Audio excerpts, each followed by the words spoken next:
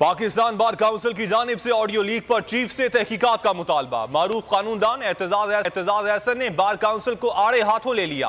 बोल न्यूज के प्रोग्राम अब पता चला में गुफ्तगू के दौरान कहा, पाकिस्तान बार काउंसिल हमेशा से सियासी रही है।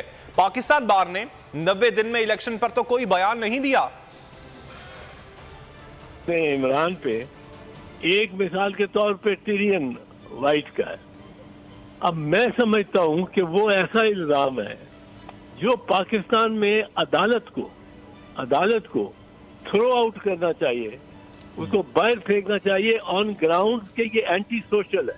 आप भले इमरान खान को तोशाखाने में कन्वर्ट कर लें, आप उसको फॉरेन फंडिंग में कन्वर्ट कर लें, हालांकि वो कहता है कि उसके पास सब रसीदें 40-50 हजार रसीदें जो जमा कराई हैं, और जो लंदन बैठे हुए हैं यहाँ से भाग के, और उन्होंने कोई रसीद नहीं जमा की, कोई मनी ट्रेल नहीं दी। पाकिस्तान बार काउंसिल हमेशा जरा इस मामले में सियासी रही है।